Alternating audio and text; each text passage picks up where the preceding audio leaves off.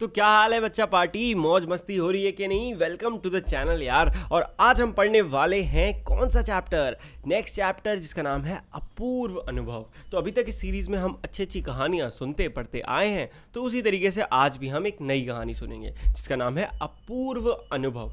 तो आइए ये कहानी शुरू करते हैं। तो सभागार में शिविर लगने के 2 दिन बाद तोतो चांद के लिए एक बड़ा साहस करने का दिन आया। अब तोतो चांद क्या है, एक नाम है एक लड़की का। ठीक है, सभागार क्या होता है, सभागार यानी कि वो जगह जहाँ पे मीटिंग होती है। और शिविर, शिविर कैंप, समझ रहे हो, कैंप लगता है। तो वहाँ पे 2 दिन कैंप लगने के बाद तोतो चैन के लिए एक बड़ा साहस यानी कि ब्रेवरी दिखाने का एक मौका आया। इस दिन उसे यासुकी चांद से मिलना था। ये वो दिन था जब उसे यासुकी चांद से मिलना था। इस भेद का पता न तो तोतो चांद के माता पिता को था, न ही यासुकी चांद के। तो अब इस बात का पता ना तो इसके मम्मी पापा को था, है ना, तोतो चांद के, और ना ही यासुकी चांद के। उसने यासुकी चांद को अपने पेड़ पर चढ़ने का न्योता दिया। तोमाए में हर एक बच्चा बाग के एक एक पेड़ के अपने खुद के चढ़ने का पेड़ मानता है। 1 मिनट, क्या लिखा है यहाँ पे, हाँ। तो ऐसा कहाँ की बात है, ये तोमाए में, तोमाए जो जगह है वहाँ पे हर एक बच्चा बाग में यानी गार्डन में एक एक पेड़ को अपने खुद के चढ़ने का पेड़ मानता है। मतलब कि ये मेरा पेड़ है, इसमें मैं चढ़ूंगा। वहाँ पे ऐसा माना जाता है एक छोटा मिनी घर, तो उसने उसे अपने पेड़ पे बुलाया था। तोतो चांद का पेड़ मैदान के बाहरी हिस्से में कुहोन बुच जाने वाली सड़क के पास था। इस जगह जाने वाली सड़क के पास था। बड़ा सा पेड़ था उसका। चढ़ने जाओ तो पैर फिसल फिसल जाते, पर ठीक से चढ़ने पर जमीन से कोई 6 फुट की ऊंचाई पर एक दुशाख तक, दुशाख यानी कि एक से टहनी से निकली हुई 2 शाखाएं, समझ रहे हो, ऐसे करके दुशाख तक पहुंचा जा सकता था। बिल्कुल किसी झूले सी आरामदेह जगह थी ये। तो चांद अक्सर खाने की छुट्टी के समय या स्कूल के बाद ऊपर चढ़ी मिलती। वहां से वह सामने दूर दूर तक ऊपर आकाश को या नीचे सड़क पर चलते लोगों को देखा करती थी।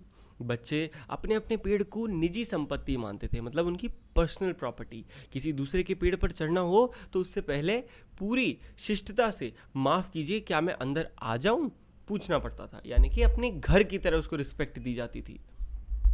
यासुकी चांद को पोलियो था।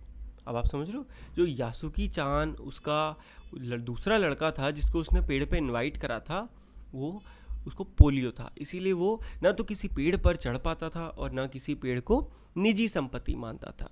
अतः तोतो चांद ने उसे अपने पेड़ पर आमंत्रित किया था, पर यह बात उन्होंने किसी से नहीं कही, क्योंकि अगर बड़े सुनते तो ज़रूर डांटते। भाई एक बच्चा है जिसके पैर में प्रॉब्लम है, उसने उससे बोला कि तुम मेरे पेड़ पर चढ़ना, हम मिलकर तुम्हें चढ़ा लेंगे, टेंशन मत लो। अगर ये बात बड़ों को पता चलेगी तो डांट तो पड़ेगी ना। अब घर से निकलते समय तोतो चांद ने माँ से कहा कि वो यासुकी चांद के घर डेनेन चोफू जा रही है। कहाँ पे, डेनेन चोफू।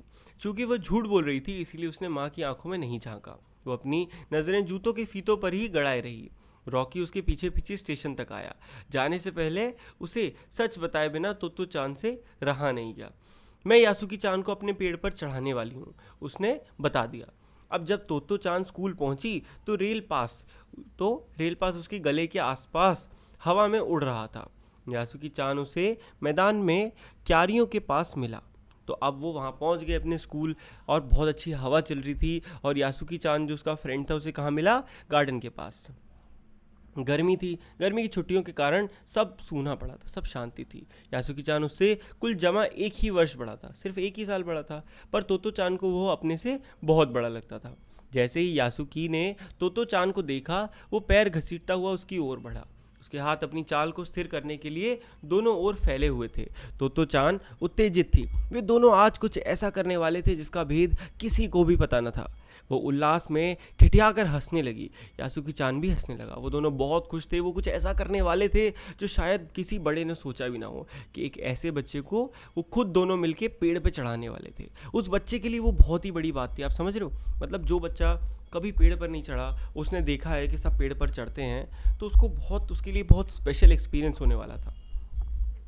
अब तोतो चांद यासुकी चांद को अपने पेड़ की ओर ले गई, और उसके बाद वो तुरंत चौकीदार के छप्पर की ओर भागी, जैसा उसने रात को ही तय कर लिया था। वहाँ से वो एक सीढ़ी घसीटती हुई लाई। उसे तने के सहारे ऐसे लगाया जिससे वह दुशाख तक पहुँच जाए। सीढ़ी ऐसी वाली, ये जो होती है ना, ये वाली सीढ़ी, इसको लाके उसने लगा दिया। वो कुर्सी से ऊपर चढ़ी और सीढ़ी के किनारे को पकड़ लिया। तब उसने पुकारा, ठीक है, अब तुम ऊपर चढ़ने की कोशिश करो। यासुकी चान के हाथ पैर इतने कमज़ोर थे कि वो पहली सीढ़ी पर भी बिना सहारे के चढ़ नहीं पाया। इस पर तोतो चान नीचे उतर गई और यासुकी चान को पीछे से धक्याने लगी, मतलब धक्का मार के सपोर्ट करने लगी। पर तोतो चान थी छोटी और नाजुक सी, इससे अधिक सहायता क्या करती। यासुकी चान ने अपने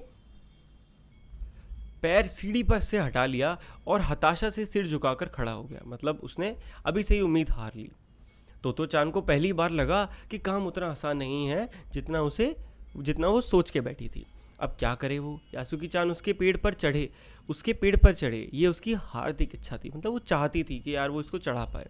यासुकी चान के मन में उत्साह भी था। वो उसके सामने गई। उसका लटका चेहरा इतना उदास था कि तोतो चान को उसे हंसाने के लिए गाल फुलाकर तरह तरह के चेहरे बनाने पड़े। वो उसे खुश करना चाहती थी। ठहरो, एक बात सूझी है। वो फिर चौकीदार के छप्पर की ओर दौड़ी और हर एक चीज़ उलट पुलट कर देखने लगी। आखिर उसे एक तिपाई सीढ़ी मिली जिसे थामे रहना भी ज़रूरी नहीं था, मतलब एक ऐसी सीढ़ी, मतलब तिपाई यानी कि जिसके 3 पैर हो, समझ रहे हो, मतलब जिसको पकड़े रखना भी ज़रूरी नहीं था। वो तिपाई सीढ़ी को घसीट कर ले आई और अपनी शक्ति पर हैरान होने लगी। तिपाई की ऊपरी सीढ़ी दुशाक तक पहुंच रही थी। देखो, अब डरना मत, उसने बड़ी बहन की सी आवाज़ में कहा। बड़ी बहन की, ये डगमगाएगा नहीं। यासुकी चान ने घबराकर तिपाई सीढ़ी और पसीने से तरबतर तोतो चान की ओर देखा। उसे भी काफ़ी पसीना आ रहा था। उसने पेड़ की ओर देखा और तब निश्चय के साथ पांव उठाकर पहली सीढ़ी पर रख दिया। उन दोनों को ये बिल्कुल भी पता नहीं चला कि कितना समय यासुकी चान को ऊपर चढ़ने में लगा। सूरज का ताप उन पर पड़ रहा था, पर दोनों का ध्यान यासुकी चान के ऊपर तक पहुंचने में एकदम घुसा हुआ था। तोतो चान नीचे से उसका एक एक पैर सीढ़ी पर धरने में मदद कर रही थी। अपने सिर से वह उसके पिछले हिस्से को भी स्थिर रख रही थी, मतलब उसने उसको पकड़ रखा था। यासुकी चान पूरी शक्ति के साथ जूझ रहा था और आखिर वो ऊपर पहुंच ही गया। आखिर वो जैसे तैसे ऊपर पहुंच गया। हुर्रे! पर उसे अचानक सारी मेहनत बेकार लगने लगी। तोतो चान तो सीढ़ी पर से छलांग लगाकर दुशाक पर पहुंच गई, पर यासुकी चान को सीढ़ी से पेड़ पर लाने की हर कोशिश बेकार रही।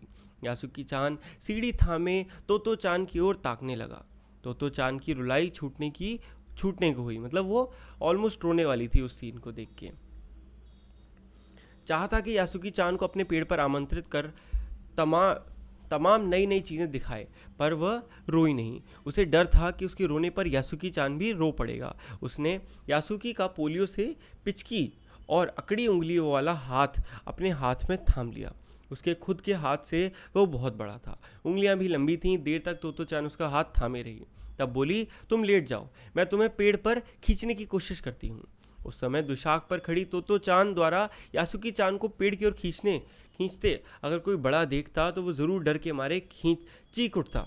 उसे वो सच में जोखिम उठाते ही दिखाई देते। पर यासुकी चान को तोतो चान पर पूरा भरोसा था और वो खुद भी यासुकी चान के लिए भारी खतरा उठा रही थी। अपने नन्हे नन्हे हाथों से वो पूरी ताकत से यासुकी चान को खींचने लगी। बादल का एक बड़ा सा टुकड़ा बीच बीच में छाया करके उन्हें कड़कड़ाती धूप से बचा रहा था। काफ़ी मेहनत के बाद दोनों आमने सामने पेड़ की दुशाक पर थे, यानी कि फाइनली उसने उसे ऊपर खींच ही लिया। पसीने से तरबतर अपने बालों को चेहरे पर से हटाते हुए तोतो चान ने सम्मान से झुककर कहा, मेरे पेड़ पर तुम्हारा स्वागत है, यानी कि उसने उसे अपने पेड़ पर बुला लिया। यासुकी चान जो था वो डाल के सहारे खड़ा था। कुछ झिझकता हुआ वो मुस्कुराया। तब उसने पूछा, क्या मैं अंदर आ सकता हूँ? उस दिन यासुकी चान ने दुनिया की एक नई झलक देखी जिसे उसने पहले कभी नहीं देखा था। तो ऐसा होता है पेड़ पर चढ़ना, यासुकी चान ने खुश होते हुए कहा। वे बड़ी देर तक पेड़ पर बैठे बैठे इधर उधर की गप्पे लड़ाते रहे। मेरी बहन अमेरिका में है, मतलब अमेरिका में, उसने बताया कि वहाँ एक चीज़ होती है टेलीविज़न, यानी कि टीवी। यासुकी चान उमंग से भरा बता रहा था, मतलब उमंग से बहुत होप था उससे बता रहा था। वो कहती है कि जब वह जापान में आ जाएगा तो हम घर बैठे बैठे ही सूमो कुश्ती देख सकेंगे। तो अब आपको एक बात कहानी में पता चल जाती है कि एक जो कहानी है ये कहाँ की है, जापान के बच्चों की है। तो वो उसने क्या बोला कि ये जो टेक्नोलॉजी है टीवी वाली, जब जापान में आ जाएगी तो हम भी सूमो रेसलिंग देखा करेंगे। वो कहती है कि टेलीविज़न एक डिब्बे जैसा होता है, वो बताती है उसको, है ना। तो चान उस समय यह तो नहीं समझ पाई कि सासुकी चान के लिए जो कहीं भी दूर तक नहीं सकता था, घर बैठे चीज़ों को देख लेने का क्या अर्थ होंगे। वह तो यही सोचती रही कि सुमो पहलवान घर में रखे किसी डिब्बे में कैसे समा जाएंगे। सॉरी, है ना। उनका आकार तो बड़ा होता है, पर बात उसे बड़ी लुभावनी लगी। उन दिनों टेलीविज़न के बारे में कोई भी नहीं जानता था। पहले पहले यासुकी चान ने ही तोतो चान को उसके बारे में बताया था। पेड़ मानो गीत गा रहे थे और दोनों बेहद खुश थे। यासुकी चान के लिए पेड़ पर चढ़ने का ये पहला और अंतिम मौका था। तो बस, कैसी लगी आपको ये कहानी कमेंट करके ज़रूर बताइएगा, और अच्छी लगी तो वीडियो को लाइक करे बिना बिल्कुल ना जाइएगा, है ना। तो राइमिंग हो गई मज़ेदार वाली, है ना। चलो, तो सब्सक्राइब करे बिना बिल्कुल कोई नहीं जाएगा। मिलते हैं नेक्स्ट वीडियो में, तब तक के लिए good bye, take care and मौज मस्ती करते रहिए।